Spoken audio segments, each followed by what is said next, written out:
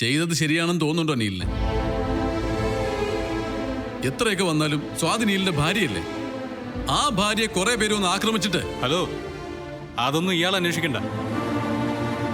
എന്റെ വീട്ടിൽ പല പ്രശ്നങ്ങളും ഉണ്ടാവും. അത് ഞാൻ എനിക്ക് തോന്നുന്ന പോലെ കൈകാര്യം ചെയ്യും. സ്വാതി എന്റെ ബന്ധുവാ. അപ്പൊ അവളുടെ കാര്യം അന്വേഷിക്കാനുള്ള അവകാശം എനിക്കുണ്ട്. അന്വേഷിച്ചോ. അതിന്റെ പേരിൽ എന്റെ മെക്കിട്ട് കയറാൻ വന്നാ ഞാൻ അതിന് സമ്മതിക്കില്ല. ചെയ്യുന്ന പ്രവൃത്തിയും കൂടെ നന്നായിരിക്കണം, അല്ലെങ്കിൽ ആളുകൾ ചോദ്യം ചെയ്തൊന്നു വരും. ഞാൻ എന്ത് ചെയ്തു എന്നാ നീ പറയുന്നത്? ഇതിൽ കൂടുതൽ എന്താ ചെയ്യേണ്ടത്? എടോ, ഒരു പാവം പെണ്ണെ പറഞ്ഞു പറ്റിച്ചവനല്ലേ താൻ? അതെ, പറഞ്ഞു പറ്റിച്ചവനാ. നെറ്റി കൂടെ എന്റെ ജീവിതം തകർക്കുമ്പോൾ ഓർക്കണമായിരുന്നു ഇതുപോലുള്ള തിരിച്ചടികൾ ഉണ്ടാവുമെന്ന്.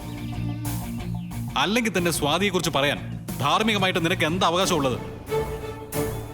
മുത്തശ്ശി മരിച്ച അനാഥയായ അവളെ ഒരു രാത്രി പോലും വീട്ടിൽ കഴിയാൻ അനുവദിക്കാതെ ഇറക്കി വിട്ടവനല്ലേ നീ? ഞാനല്ല അത് ചെയ്തത്, എന്റെ വീട്ടുകാരാ. നിനക്കത് തടയാൻ പറ്റിയില്ലല്ലോ. അതുകൊണ്ടേ കൂടുതൽ ന്യായമൊന്നും പറയണ്ട. ഒരു സംരക്ഷകൻ വന്നിരിക്കുന്നു. നിങ്ങൾക്കാർക്കും ഒരു നഷ്ടവും വന്നിട്ടില്ല. സഹിച്ചത് മുഴുവൻ ഞാനാ. നിന്റെ വീട്ടിലെ പെണ്ണുങ്ങൾ കാരണം ഒന്നല്ല 2 പടങ്ങളാ എനിക്ക് നഷ്ടമായത്. എന്റെ കരിയർ നശിപ്പിച്ചവരാ സ്വാതിയും ദേവപ്രിയും. നീ അത്രയ്ക്ക് വലിയ മഹാനായിരുന്നെങ്കിൽ അന്ന് നീ അവരെ നിലയ്ക്ക് നിർത്തണമായിരുന്നു. സ്വാതി ഒരു തെറ്റ് ചെയ്തിട്ടില്ല. അത് നിന്റെ കാഴ്ചപ്പാടില്ല. എന്റെ അനുഭവം അതല്ല.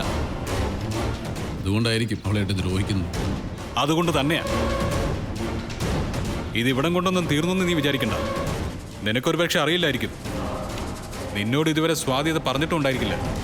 ഞാൻ അവളെ കെട്ടിയതേ എന്റെ കണ്ണിന് കാഴ്ചയില്ലാത്തതുകൊണ്ടോ അനാഥയായി അവളെ രക്ഷിച്ച് കളയാമെന്ന് തീരുമാനിച്ചുകൊണ്ടോ ഒന്നുമല്ല. ശിക്ഷിക്കാൻ തന്നെയാ. എന്ന് വെച്ചാൽ കൊലയ്ക്ക് കൊടുക്കാൻ.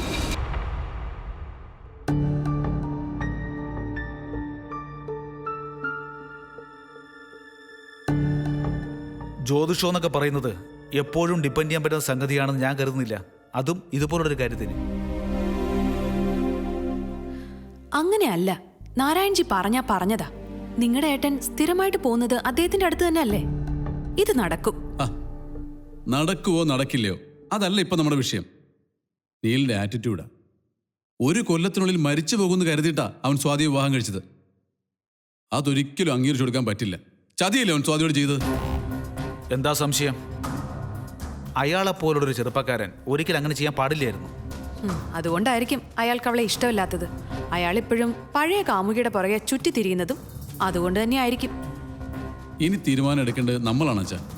ഇങ്ങനൊരു ചതി അറിഞ്ഞിട്ട് അവളെ ഇനിയും അവിടെ തന്നെ നിർത്തണോ വേണ്ടോ എന്ന് നമ്മളിപ്പോൾ തീരുമാനിക്കണം. നിർത്താതെ പിന്നെ? എന്റെ അഭിപ്രായത്തിൽ അവളെ വിളിച്ചോണ്ട് വന്നായിരിക്കും നമുക്ക് നല്ലത്. ഇങ്ങനെ അപമാനം സഹിച്ചൊന്നും അവൾ ആ വീട്ടിൽ കഴിയേണ്ട യാതൊരു ആവശ്യവുമില്ല. നീ പറയുന്നതൊക്കെ ശരി തന്നെ, ഞാൻ യോജിക്കുന്നു. പക്ഷേ അതോടെ അവളുടെ ഭാവി അവതാരത്തിലാവില്ലേ? ഛേ, മരിക്കാൻ വിടുന്നതിലും ഭേദമല്ലേ അച്ഛാ ഏതെങ്കിലും വീട്ടിൽ അടുക്കളക്കാരിയായിട്ടെങ്കിലും അവൾ ജീവിക്കുന്നത്. എന്നൊക്കെ ഇപ്പൊ തോന്നും. കുറച്ചു കഴിയുമ്പോ ചെയ്തത് മണ്ടത്തരമായെന്നും തോന്നും. എനിക്ക് അങ്ങനെ തോന്നുന്നില്ല. അത് നിന്റെ പ്രായത്തിന്റെ കുഴപ്പോ? എടാ, അവൾ ആ വീട്ടിൽ നിന്ന് ഇറങ്ങി വന്നാ അവൾ ആര് നോക്കും? എവിടെയെങ്കിലും ജോലി എടുത്ത് ജീവിക്കാന്ന് വെച്ചാ അതെത്ര കാലം ചെയ്യും? തടിയുണ്ടെന്നേ ഉള്ളൂ. അവളൊരു പെണ്ണാ. ഒരാൺതുണയില്ലാതെ എത്ര കാലം അവൾക്ക് ഒറ്റയ്ക്ക് ജീവിക്കാൻ പറ്റും? അങ്ങനെ എത്രയോ പേര് ജീവിക്കുന്നമ്മേ. അവർക്ക് അതിൻ്റെതായ ബുദ്ധിമുട്ടും ഉണ്ടായിരിക്കും. എനിക്കൊന്നും കേൾക്കണ്ട. അങ്ങനെ കേൾക്കാൻ പറ്റുന്ന മൂഡിലല്ല ഞാൻ. പിന്നെ ആൺതുണയുടെ കാര്യമാണ് അമ്മയ്ക്ക് പ്രശ്നമെങ്കിലേ അതിന് ഞാനില്ലേ? ഒന്നുമല്ലെങ്കിൽ ഞാൻ അവളെ മുറിച്ചെടുക്കണല്ലേ? ആ വഴിക്കൊന്നും നീ ചിന്തിക്കണ്ട. അതിന് ഞങ്ങൾ സമ്മതിക്കില്ല. എനിക്ക് ആരുടെയും സമ്മതം വേണ്ട. രാഹുലേ, നിർത്ത്. അതല്ലല്ലോ ഇവിടുത്തെ വിഷയം. സ്വാതിയെ ആ വീട്ടിൽ നിർത്തണോ വേണ്ടെന്നല്ലേ? അതെ. നിനക്ക് എന്താണോ ശരി തോന്നുന്നത് അത് ചെയ്യും. പക്ഷെ ഒരു കാര്യം, അതിനെ തുടർന്നുണ്ടാകുന്ന സകല പ്രശ്നങ്ങൾക്കും നീ മാത്രമായിരിക്കും ഉത്തരവാദി. നിങ്ങൾക്കൊക്കെ എങ്ങനെ ഇങ്ങനെ സംസാരിക്കാൻ തോന്നുന്നു? ഒന്നുമല്ലെങ്കിലും ഒരുപാട് കാലം ഈ വീട്ടിൽ പണിയെടുത്തല്ലേ അവള്. ആ കാരണമെങ്കിലും കാണിച്ചുകൂടെച്ചാ. നിങ്ങളുടെ സ്ഥാനത്ത് വേറെ ആരെങ്കിലും ആയിരുന്നെങ്കിൽ അവളിപ്പോ ഈ വീട്ടിലുണ്ടായേനെ. അതെ, നിന്റെ വെറും തോന്നല. ഞങ്ങളുടെ സ്ഥാനത്ത് ആരാണെങ്കിലും, അത് നീ ആണെങ്കിൽ പോലും ഞങ്ങൾ ചിന്തിക്കുന്ന പോലെ ചിന്തിക്കാൻ പറ്റൂ. അപ്പോ അവള് മരിച്ചോടെന്നാണ് അച്ഛൻ പറയുന്നത്? ആഹാ, നിനക്ക് ഇങ്ങോട്ടുള്ള വഴിയൊക്കെ അറിയോ? പിന്നെ അറിയാതെ. സ്വാതി ഉണ്ടായിരുന്നപ്പോ ഇടയ്ക്ക് രാഹുലേട്ടൻ അങ്ങോട്ടൊക്കെ വരുമായിരുന്നു. ഇപ്പൊ അതും ഇല്ല. ഈ കാലം വെച്ച് ഞാൻ എങ്ങനെയാണ് അങ്ങോട്ട് വരുന്നത്? മാത്രമല്ല സത്യം പറയാലോ, നീയും ഞാൻ തമ്മിൽ ചേരത്തില്ല. പിന്നെ എന്തിനാടി നമ്മൾ തമ്മിൽ ഒരു വഴക്ക്? ആ എന്നാ അങ്ങനെ ഒരു വഴക്കിന് വേണ്ടിയാ ഞാനിപ്പോ വന്നത്. ചെറിയമ്മേ, കടുപ്പത്തിലൊരു ചായ എടുത്തോ. ഞാൻ ഇവിടെ നിന്ന് മാറി നിൽക്കണം, അതല്ലേ നിനക്ക് വേണ്ടത്? ആ അതെ.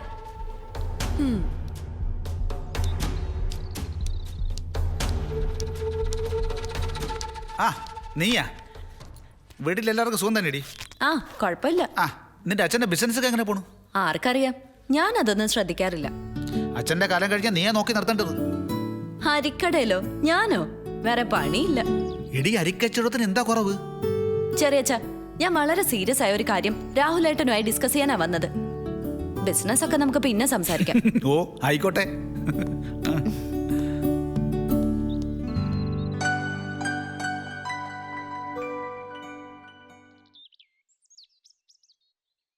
അറിഞ്ഞല്ലോ അല്ലേ ഞാൻ ആ ആലോചന നടത്തിയതും അത് നടക്കാതെ പോയതും? ഗിരിയുടെ പറയുന്ന കേട്ടു. നിനക്ക് വിഷമമുണ്ടല്ലോ എന്ന് കരുതിയാ ആരും എന്നെപ്പറ്റി ചോദിക്കായിരുന്നു. സത്യം പറയാലോ, നീ കാണിച്ചത് ശുദ്ധ തോന്നിയാസ. എന്തിനാടി ആ പാവത്തിന് ജീവിതം നശിപ്പിക്കാൻ പോകുന്നത്? ഞാൻ അത്ര കുഴപ്പക്കാരിയാണോ? ആണോന്ന്? അണുബോംബിനേക്കാൾ മാരകമായ ആപത്താണ് നീ. വരവ് വച്ചു. പക്ഷേ ഈ അണുബോംബിന് രാഹുലേട്ടന്റെ ഒരു സഹായം വേണം. എന്റെ എന്താണാവോ? എന്റെ ആഗ്രഹം സ്വാതിയോടൊന്ന് പറയണം. ഇനി സ്വാതി വിചാരിച്ചാലേ എന്തെങ്കിലും നടക്കൂ. ഞാനില്ല, എന്നെ വിട്ടേക്ക്. അല്ലെങ്കിൽ തന്നെ അവളുടെ ജീവിതം പ്രശ്നത്തില. അതിനിടയിൽ ഇതുപോലത്തെ കാര്യങ്ങൾ ഏൽപ്പിച്ചുകൊണ്ട് വീണ്ടും അത് കുളവാക്കല്ലേ. അപ്പോ എന്നെ ഒന്ന് സഹായിക്കാൻ വരരുതെന്നാണ് രാഹുലേട്ടൻ പറയുന്നത്? ഇതുപോലുള്ള കാര്യങ്ങൾക്കാണ് പറ്റില്ല. അല്ല മോളെ, നിനക്ക് എത്രയോ ചെക്കന്മാരെ കിട്ടും. നീ എന്തിനാ അവനെ തന്നെ ടാർഗറ്റ് ചെയ്യുന്നത്? കാരണം ഉണ്ടെന്ന് കൂട്ടിക്കോ. എന്നാലേ നിന്റെ ആഗ്രഹം 4 മടക്കി വല്ല പുഴയിൽ എറിഞ്ഞു കളയുന്നതാ നല്ലത്. അത് നടക്കാൻ പോകുന്നില്ല. നടന്നാലോ? ഒരിക്കലും ഇല്ല. എടി ഗിരി അത്ര മണ്ടനല്ല.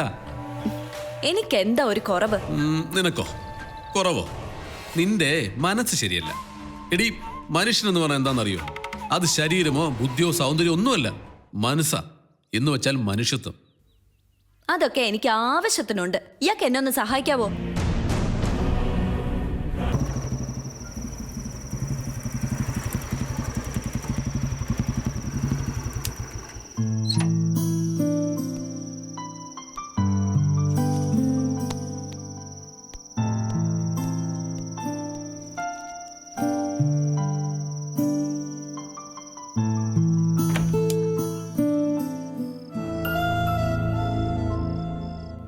നീ ഇത് എവിടെയായിരുന്നു?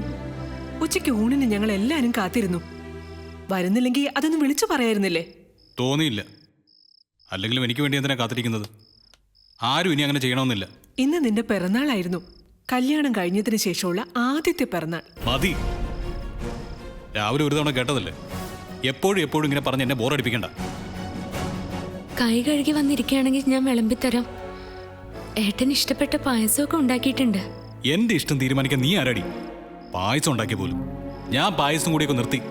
അതൊക്കെ ഇനി ഒരു കൊല്ലത്തിന് ശേഷം. നീ പറഞ്ഞതിന്റെ അർത്ഥം മനസ്സിലായി. അങ്ങനെയാണെങ്കിൽ ഒരിക്കലും നിനക്ക് പായസം കുടിക്കേണ്ടി വരില്ല. എല്ലാ സ്വാതി ഒറ്റയ്ക്കാ ഉണ്ടാക്കിയത്. കുറച്ചെങ്കിലും വന്ന് കഴിക്ക്, നല്ല രുചിയുണ്ട്. എനിക്ക് വേണ്ടെന്ന് പറഞ്ഞില്ലേ? പിന്നെ രുചിയേ രുചി. ആ അമ്പളി ഉണ്ടാക്കിന്റെ അത്രയും കൂടി വന്നിട്ടില്ല. എന്നിട്ട് വെട്ടി വിഴുങ്ങുന്നുണ്ടായിരുന്നല്ലോ. ആര് കഴിച്ചു? കഷ്ടപ്പെട്ടുണ്ടാക്കിയതല്ലേ. കഴിച്ചില്ലെങ്കിൽ ഇവൾക്ക് എന്ത് തോന്നുന്നു കരുതിട്ട് കഴിച്ചതാ. മതി മതി. സദ്യയുടെ പുരാണമൊന്നും എനിക്ക് കേൾക്കണ്ട. ഞാനൊരു യാത്ര പോവാ. ബാഗ് എടുത്തു വെക്കേ. എവിടേക്കാ? തീരുമാനിച്ചില്ല. 1-2 ദിവസം കഴിഞ്ഞാൽ മടങ്ങും. എന്നാ പിന്നെ സ്വാതിയും കൂടെ കൊണ്ടുപോന്നില്ലേ?